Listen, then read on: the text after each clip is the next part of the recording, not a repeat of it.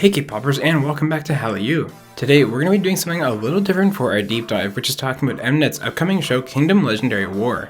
This is a show that has a ton of hype behind it, and whether you're already in the know and looking for another round of hype before it airs, or you know nothing about the show yet, this week's deep dive will start from scratch and make sure you're ready for when this Mnet show airs in April. And to do that, we'll first get you caught up on how we got to where we are today with Kingdom and what we know about it so far.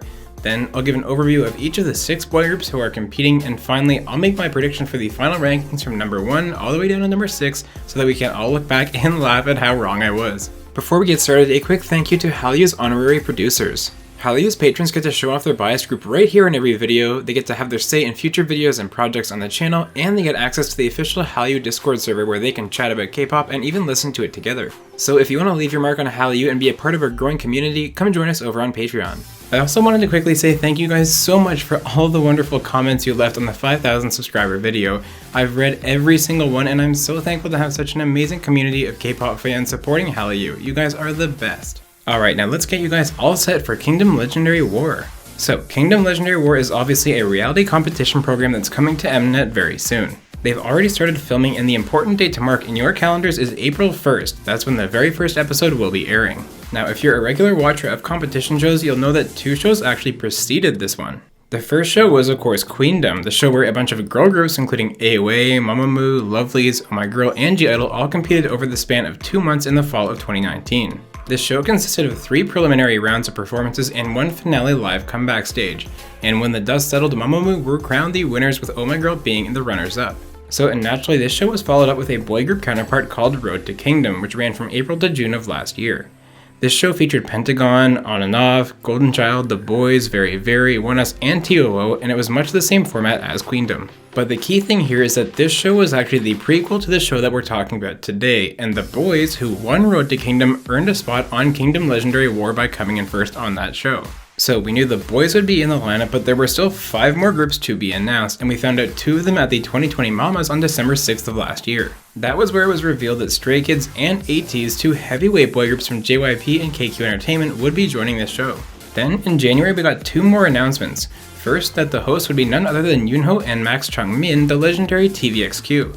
The second announcement was the final roster reveal, which included iKON, SF9, and BTOB, who will be competing as BTOB4U since some of their members are still in military service. Just a couple of weeks ago we got our first trailer for the show, and then of course Mnet livestreamed the introductory performances from each group not too long ago.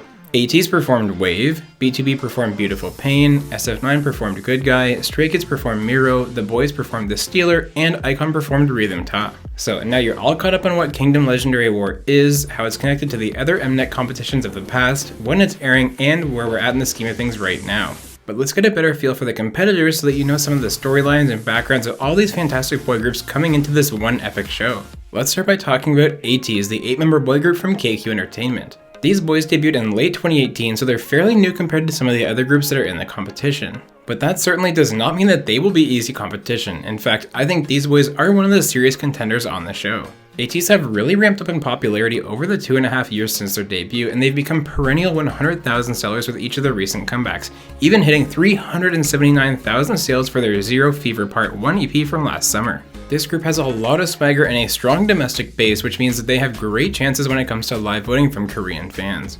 And now let's talk about BTOB, the 6-member boy group from Cube Entertainment. BTOB are by far the veterans among the 6 competitors on this show. In fact, they debuted 9 years ago in 2012. And as I mentioned earlier, due to military service, they will be competing as their newly formed subunit BTOB4U, which consists of members Eunkwang, Minhyuk, Changsub, and Peniel. BTOB is an interesting case study here, and I think that they're actually a pretty big wildcard on the show. On the one hand, the group is coming off of their recent scandal in December where member Jung Yoo-hoon left after being embroiled in a drug controversy. But on the other hand, BTOB is the only older group among the competitors, and so if the nostalgia factor is important among voters who maybe grew up with second-generation K-pop groups, they might get a lot of support from those viewers. Either way, I'm sure these boys will be delivering some great performances. After all, you don't luck into lasting 9 years as a boy group in K-pop. The next group I want to talk about is iKON, the 6-member boy group from YG Entertainment. I'm really interested to see how iKON does on Kingdom because in my opinion they have such a high ceiling as a group. They've had monstrous success in the past, including of course the iconic song Love Scenario, which has garnered almost 500 million views on YouTube.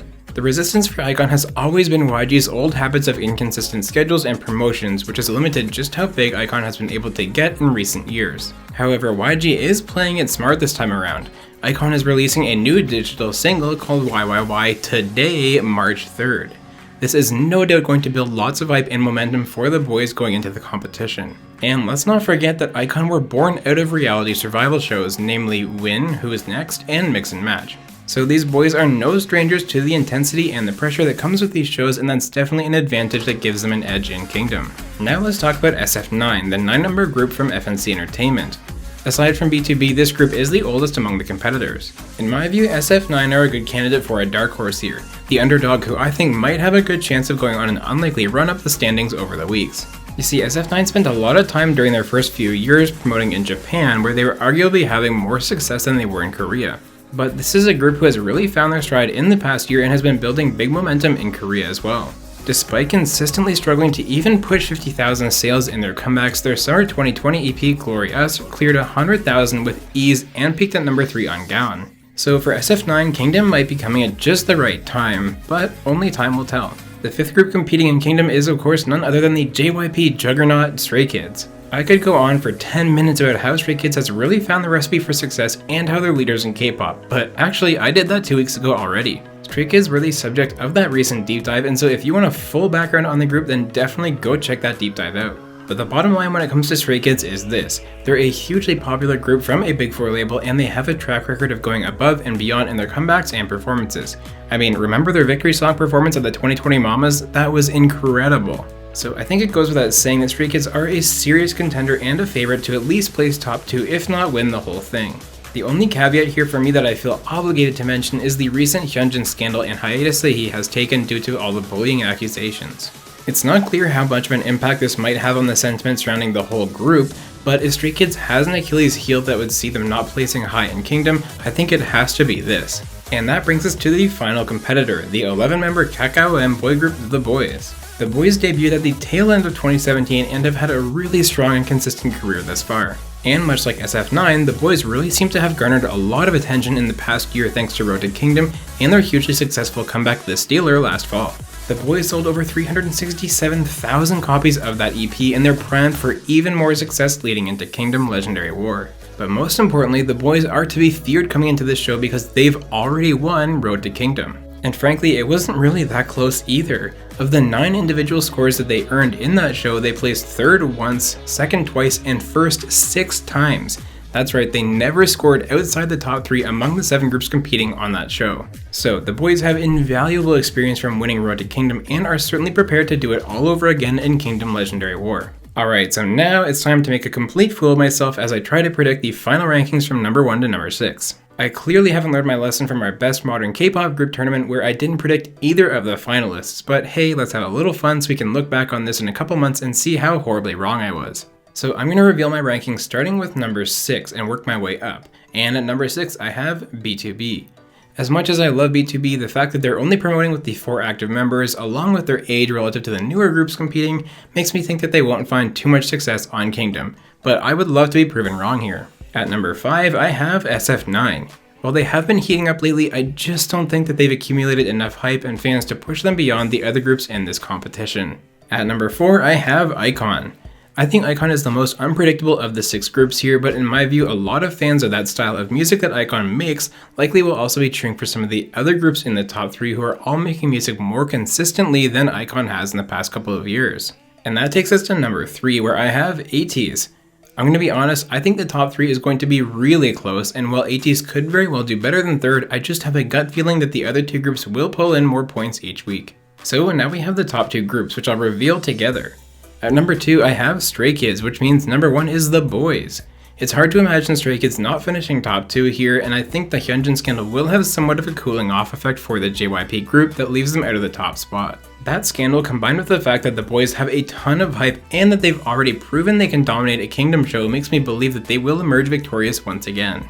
I think we can all agree though that no matter the rankings, we've got 6 incredible boy groups who are going to be putting out some amazing performances every single week. It will certainly be a legendary war, and we'll get the privilege of watching every battle as it happens. Alright guys, that's everything that you need to know about Kingdom Legendary War. Like I said, it starts airing on April 1st, so you got a month to let the hype build up. I'm really curious what your predictions are too, so definitely share your rankings from 1 to 6 down in the comments. As always, thank you so much for watching, and if you enjoyed this video, make sure to subscribe because we're exploring a new story like this one and enjoying tons of other K-pop content every single week right here at Hallyu. This has been Deep Dive number 43, Kingdom Legendary War.